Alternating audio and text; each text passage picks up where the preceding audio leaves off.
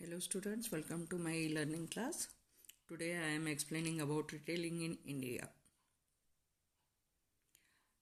Retailing business in India is undergoing rapid transformation. The Kirana store is a major element in the retail business in India. The emergence of new retail formats in retailing sector has attracted attention of many like government, large corporations, economists and general public. ಇವತ್ತ ಭಾರತದಲ್ಲಿ ಚಿಲ್ಲರೆ ವ್ಯಾಪಾರ ಈ ವಿಷಯದ ಮೇಲೆ ನಾನು explanation ಕೊಡಾಕತ್ತೀನಿ. ಅದು ಒಂದು ಸಾಕಷ್ಟು ಪರಿವರ್ತನೆಯನ್ನು ಹೊಂದೈತಿ. ಹೀಗಾಗಿ ಸರ್ಕಾರ ಮತ್ತು ದೊಡ್ಡ ದೊಡ್ಡ ಕಂಪ್ನಿಗಳು ಮತ್ತು ಅರ್ಥಶಾಸ್ತ್ರಜ್ಞರ ಗಮನವನ್ನು ಸೆಳೆದೈತಿ. The environment of retailing business in India is witnessing several changes on the demand side due to increased income and changes in Indian consumers' preferences. Nowadays, the customers has more purchasing power and they want the change day to day and day by day. The driving forces in Indian retail sectors are rapid economic development in recent years, changes in consumer preferences, improvement in civic situation, liberalization policy and globalization. Market globalization ಅದು ಉದಾರೀಕರಣ ಆಯಿತು. ಈ LPG ಪಾಲಿಸಿಯಿಂದ ಏನಾಗ್ಬಿಟ್ಟತಿ ಅಂತಂದ್ರೆ world as a market ಆಗಿಬಿಟ್ಟತಿ. Alternatives ಅದಾವ. ಆಮೇಲೆ Indian fashion and passion change ಆಗಿಬಿಟ್ಟತಿ ಈಗ. ಹೀಗಾಗಿ ಏನಾಗೈತಿ ಅಂತಂದ್ರೆ ರಿಟೇಲಿಂಗ್ ಸೆಕ್ಟರ್ ಟ್ರಮಂಡಸ್ ಚೇಂಜಸನ್ನು ಕಂಡೈತಿ ಅಂತ ಹೇಳ್ತೇವೆ ನಾವಲ್ಲೇ. The Indian retail industry is the 5th largest in the world. There for Indian industrial market ಏನೈತಿ ಅಂತಂದ್ರೆ ಜಗತ್ನಾಗ 5ನೇ ದೊಡ್ಡ ಮಾರುಕಟ್ಟೆ ಐತಿ ಅಂತ ಹೇಳ್ತೇವೆ. Which comprises of the organise and unorganised sector. Evolution of retailing in India. Today, the general store stacked with barrels, bins, sacks filled with everything from soaps to pickles has all but disappointed almost through the world. ಇವತ್ತು general store ಒಳಗೆ ಅಥವಾ ಕಿರಾಣ ಶಾಪ್ದೊಳಗೆ sacs ಚೀಲಗಳನ್ನು ತುಂಬಿಟ್ಟದ್ದು, bins ಇಟ್ಟಿದ್ದು ಅಥವಾ ಸೋಪ್ಸ್ಗಳನ್ನು ಜೋಡಿಸಿಟ್ಟದ್ದು, ಉಪ್ಪಿನಕಾಯಿಗಳನ್ನು packet ಒಳಗಿದು ಮಾಡಿದ್ದನ್ನ ಎಲ್ಲನೂ ಏನೈತೆ ಅಂದರೆ ಈಗಿನ ಫಾರ್ಮ್ಯಾಟ್ ಆಫ್ ಇದೇನು ಕಿರಾಣ ಶಾಪ್ ಐತಲ್ಲ ಅದು ಡಿಸಪಾಯಿಂಟಿಂಗ್ ಐತಿ ರಿಟೇಲಿಂಗ್ ಸೆಕ್ಟರ್ಗೆ ಅಂತ ಹೇಳ್ತೇವೆ. And in its place we find the more refined self service cash and carry organised retail stores in the form of supermarket, department store, shopping malls, etc. Because we are choosing our goods according to our preferences. Like traditional form where we used to direct the shopkeeper to give us the or to serve us for the products what we needed.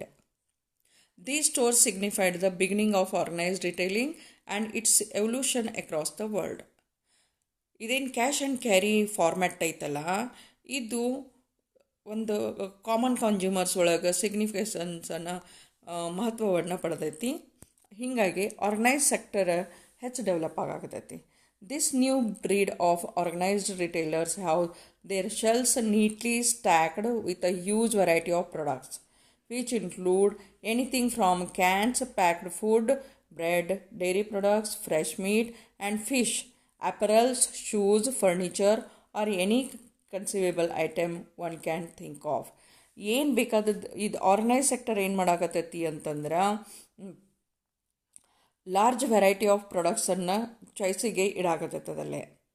If you have visited any of the mall or Reliance stores or more, super bazaars ಅದಾವ, super markets ಅದಾವ, hyper markets ಅದಾವ, departmental store ಅದಾವ.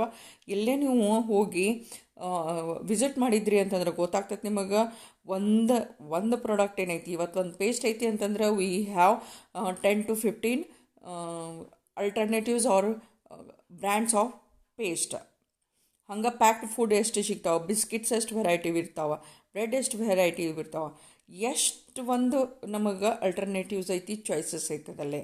So ಹಿಂಗಾಗಿ ಏನಾಗ್ಬಿಟ್ಟೈತಿ ಅಂತಂದ್ರೆ organised sector retailing has got much more popular in these days. The origin of retailing in India can be traced back to the emergence of Kirana stores and mom and pop stores.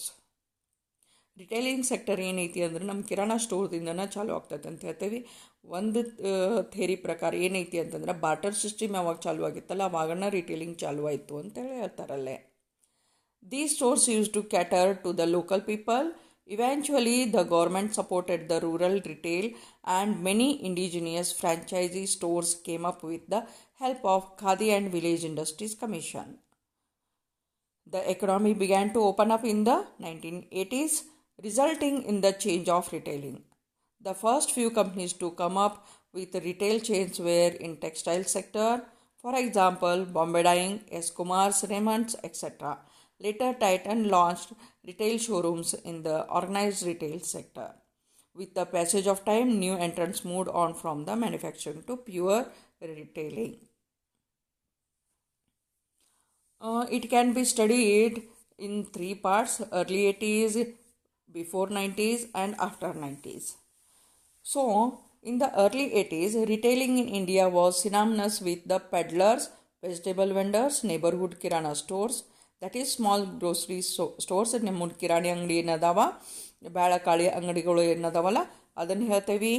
ಕಾಯಿಪಲ್ಲೆ ಮಾರುವವರು ಅಂತ ಹೇಳ್ತೇವೆ. ಹಂಗೆ ಇವರೇನು ಹೊತ್ತು ಮಾರೋರು ಇರ್ತಾರಲ್ಲ ಅವ್ರ ಜೋಡಿ ರಿಟೇಲಿಂಗ್ ಏನೈತಿ ರೆಕಗ್ನೇಷನ್ ತೊಗೊಂಡಿತ್ತು in 80s. Or sole clothing or consumable durable stores in nearby town. These retailers operated in highly unstructured and fragmented market. Very few retailers operated in more than one city. ಇವು ಏನೈತಿ ಅಂತಂದ್ರೆ fragmented ವೇದೊಳಗೆ, scattering ವೇದೊಳಗೆ ಮಾರಾಟವನ್ನು ಮಾಡ್ತಿದ್ದು. ಆಮೇಲೆ ಇವರು branches ಅಥವಾ ಬೇರೆ city ಒಳಗೆ, ಒಂದು ಸಿಟಿ ಬಿಟ್ಟು ಇನ್ನೊಂದು ಸಿಟಿ ಒಳಗೆ ಬ್ರ್ಯಾಂಚಸ್ ಇರೋದನ್ನು ಬೆರಳಿಕೆ ಇಷ್ಟ ಇತ್ತು. ಇನ್ ದ 90s ಯಾವಾಗ ಟೈಟನ್ದವ್ರು ತಮ್ಮ ಸ್ಟೋರ್ಸನ್ನು ಚಾಲೂ ಮಾಡಿದ್ರಲ್ಲ ಆವಾಗ ಆರ್ಗನೈಸ್ಡ್ ಸೆಕ್ಟರ್ ಒಳಗೆ ಲಿಟಲ್ ಬಿಟ್ ಚೇಂಜಸ್ ಕಾಣ್ತು ಅಂತ ಹೇಳ್ತೇವೆ. Before 1990, organised retailing in India was led by few manufacturer owned retail outlets mainly from textile industries. Examples ಆಗಲೇ ಹೇಳಿದಂಗೆ ಬಾಂಬೆ ಡೈಯಿಂಗ್ ಐತಿ, ರೇಮಂಡ್ಸ್ ಐತಿ, ಎಸ್ ಕುಮಾರ್ ಐತಿ ಮತ್ತು ಗ್ರಾಸಿಮ್ ಐತಿ. Very popular in the 1990s. Titan successfully created an organized retailing concept and established a series of showrooms for its premium watches. ಎಲ್ಲ city ಒಳಗೆ ಫಸ್ಟಿಗೆ ಮೆಟ್ರೋಪಾಲಿಟನ್ ಒಳಗೆ, ನೆಕ್ಸ್ಟ್ ಏನೈತಿ ಅಂತಂದ್ರೆ ದೊಡ್ಡ ದೊಡ್ಡ ಸಿಟಿ ಒಳಗೆ ತನ್ನ ಬ್ರ್ಯಾಂಚಸ್ಸನ್ನು ಟೈಟನ್ನ ಚಾಲೂ ಮಾಡ್ತಲ್ಲೇ. There next in the 90s, liberalization policy has been adopted by Indian government.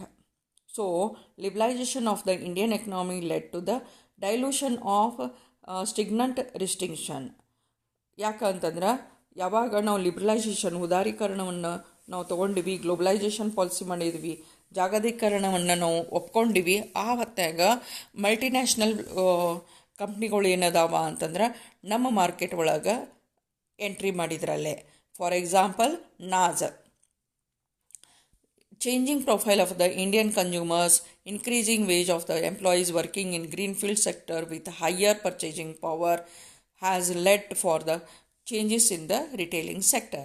Setting up of retail chains by domestic retailers like Cotton World by Mumbai, Nirulas and the Viveks and Nilgiris in South.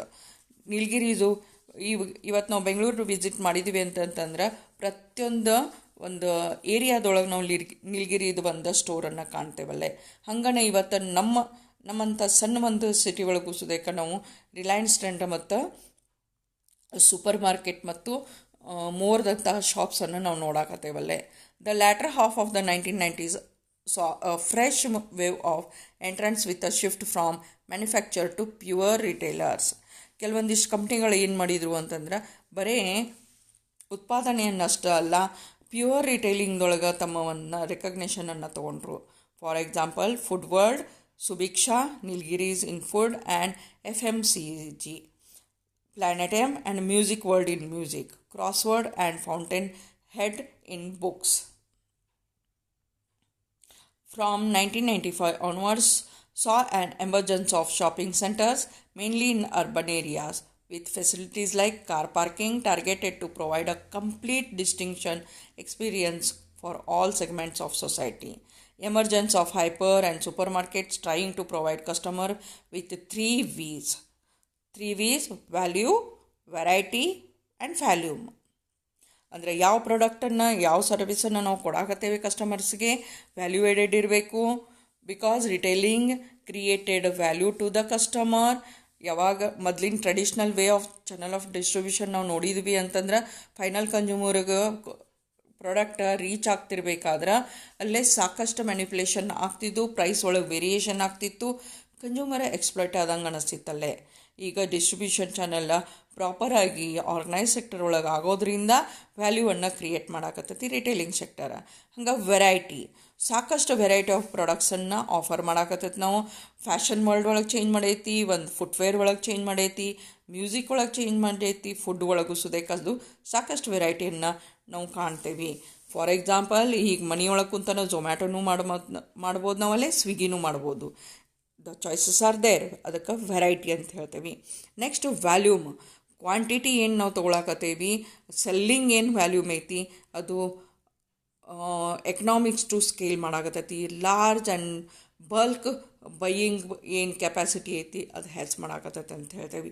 So retailing is giving us 3 V's through its value, variety and volume. Drivers of retail change in India. ಯಾಕೆ retailing sector change ಆಗಾಕತ್ತೈತಿ India ಒಳಗೆ? Rising incomes and improvements in infrastructure are enlarging consumer markets and accelerating the convergence of consumer taste. Rising income is the main reason ಅಂತ ಹೇಳ್ತೇವೆ.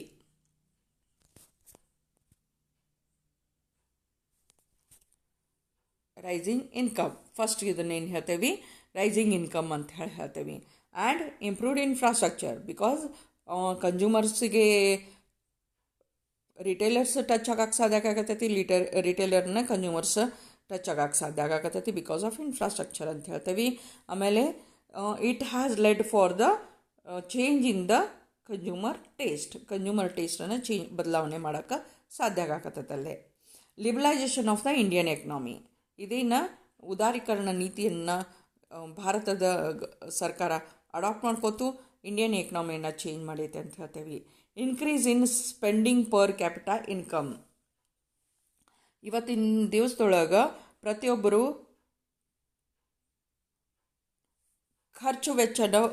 ಪ್ರತಿಯೊಬ್ಬ ವ್ಯಕ್ತಿಯ ಖರ್ಚು ವೆಚ್ಚನ ಹೆಚ್ಚು ಮಾಡೈತಿ ಅಂತ ಹೇಳ್ತೇವೆ.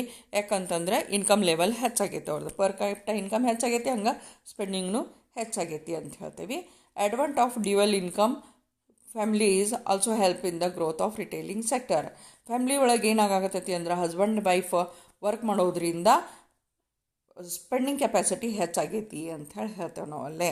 ಮೊದಲೇನಾಗ್ತಿತ್ತು, ಮನೆಯೊಳಗೆ ಒಬ್ಬರಷ್ಟು ಅಲ್ಲಿ ಕೆಲಸ ಮಾಡ್ತಿದ್ರು, ಉಳಿದವರೆಲ್ಲ ಅವ್ರ ಮೇಲೆ ಡಿಪೆಂಡೆಂಟ್ ಇರ್ತಿದ್ರು. ಅಂತಂದಮೇಲೆ ಫ್ಯಾಮ್ಲಿ ಇನ್ಕಮ್ ಖರ್ಚು ಮಾಡೋದ್ರ ಕಡೆ ಹೆಚ್ಚಿನ ಲಕ್ಷ್ಯ ಕೊಡ್ತಿರ್ಲಿಲ್ಲ. ಇವತ್ತು ಅರ್ನಿಂಗ್ ಹೆಚ್ಚಾಗ್ಬಿಟ್ಟೈತಿ because number of earners are increase in of single family. Shift in consumer demand to foreign brands. It is very important. Foreign brands in ಇರ್ತಕ್ಕಂತಹ ಫ್ಯಾಷನ್ ಅಥವಾ ಫ್ಯಾಡ್ ಏನೈತಲ್ಲ, it has led the improvement or given drive to the retailing sector. Consumer preference for shopping in new environment. ಹೊಸ environment ಒಳಗೆ shopping ಮಾಡೋಕೆ ಅವಂಗೆ ಹೆಚ್ಚಿನ ಒಂದು ಆಸಕ್ತಿ ಬರ್ತೈತಿ. They feel more pleasured visiting supermarket, departmental store or malls these days rather visiting the kirana shops. The internet revolution is making the Indian consumer more accessible to the growing influence of domestic and foreign retail chains. Internet ಏನು ಮಾಡಾಕತ್ತೈತಿ ಅಂತಂದರೆ ಹೆಚ್ಚಿನ ಒಂದು ಪಾಪ್ಯುಲಾರಿಟಿಯನ್ನು ತಂದ್ಕೊಡಾಕತ್ತೈತಿ retailing sector ಒಳಗೆ. Reach of satellite T V channel is helping in creating the awareness about global products for local market. Local ಮಾರ್ಕೆಟಿಗೆ ಏನೈತಿ ಅಂತಂದ್ರೆ ಟಿ ವಿ ಮುಖಾಂತರ ಮತ್ತು ಇಂಟರ್ನೆಟ್ ಮುಖಾಂತರ ಪ್ರಾಡಕ್ಟನ್ನು ಒಂದು ವಿಷಯವನ್ನು ಗ್ರಾಹಕರಿಗೆ ಅಂತಿಮ ಗ್ರಾಹಕನಿಗೆ ಮುಟ್ಟಿಸೋದ್ರಿಂದ ಟ್ರೆಮೆಂಡಸ್ ಚೇಂಜಸ್ ಆಗೈತಿ ಅಂತ ಹೇಳ್ತೇವೆ. Here it is about the retailing in India, which has been classified as conventional format, established format, emerging formats. In conventional format, we have huts, mandis, melas, fairs, hawkers, weekly bazaars, flea markets. Conventional formats ಅಂದರೆ ಸಾಂಪ್ರದಾಯಿಕ ಒಂದು ಪದ್ಧತಿ ಒಳಗಿನ ಒಂದು retailing ಚಿಲ್ಲರೆ ವ್ಯಾಪಾರ ಅಂತ ಹೇಳ್ತೇವೆ. ಎಸ್ಟಾಬ್ಲಿಷ್ಡ್ ಫಾರ್ಮ್ಯಾಟ್ ಒಳಗೆ ಹುಟ್ಟಿ ಹಾಕೊಂಡಂತಹ ಫಾರ್ಮ್ಯಾಟ್ ಒಳಗೆ ಏನೈತಿ, ಗ್ರೋಸರಿ ಶಾಪ್ಸ್ ಅದಾವ, ಅಂದರೆ ಕಿರಾಣಿ ಅಂಗಡಿ ಅದಾವ, ಪಾನ್ ಬಿಡಿ ಶಾಪ್ಸ್ ಅದಾವ, ಡಿಪಾರ್ಟ್ಮೆಂಟಲ್ ಸ್ಟೋರ್ ಅದಾವ, ಕೋಆಪ್ರೇಟಿವ್ ಸ್ಟೋರ್ಸ್ ಅದಾವ, ಫೇರ್ ಪ್ರೈಸ್ ಸ್ಟೋರ್ಸ್ ಅದಾವ, company or multi brand showrooms ಅದಾವ. ಇವೆಲ್ಲ ಏನೈತಿ ಮಧ್ಯಯುಗದೊಳಗೆ ಬರ್ತಕ್ಕಂತಹ ಒಂದು ಮಧ್ಯಕಾಲೀನದೊಳಗೆ ಬರ್ತಕ್ಕಂತಹ ರಿಟೇಲಿಂಗ್ ಸ್ಟೋರ್ಸ್ ಅಂತ ಹೇಳ್ತೇವೆ. ಇವತ್ತಿನೂ ಏನದಾವಲ್ಲ ಎಮರ್ಜಿಂಗ್ ಫಾರ್ಮ್ಯಾಟ್ಸ್ ಏನೈತಿ ಅಂತಂದ್ರೆ ರಿಟೇಲ್ ಔಟ್ಲೆಟ್ಸ್ ಅದಾವ, ಸೂಪರ್ ಮಾರ್ಕೆಟ್ಸ್ ಅದಾವ, ಹೈಪರ್ ಮಾರ್ಕೆಟ್ಸ್ ಅದಾವ, ಸರ್ವಿಸ್ ಔಟ್ಲೆಟ್ಸ್ ಅದಾವ, ಫಾಸ್ಟ್ ಫುಡ್ ಜಾಯಿಂಟ್ಸ್ ಅದಾವ, ಸ್ಪೆಷಾಲಿಟಿ ಮಾಲ್ಸ್ ಅದಾವ, ಆ್ಯಂಡ್ ಈ ರಿಟೇಲಿಂಗ್ ಇಸ್ ದೇರ್. ಇದೇನೈತಿ ನಮ್ಮ ಟೋಟಲ್ ರಿಟೇಲಿಂಗನ್ನು ನಾವು ಇಲ್ಲಿ ಕ್ಲಾಸಿಫೈ ಮಾಡಾಕತ್ತೇವೆ. In my next video I will explain about these organized and unorganized sector of retailing. Thank you. Please like, share and subscribe my channel for further updates.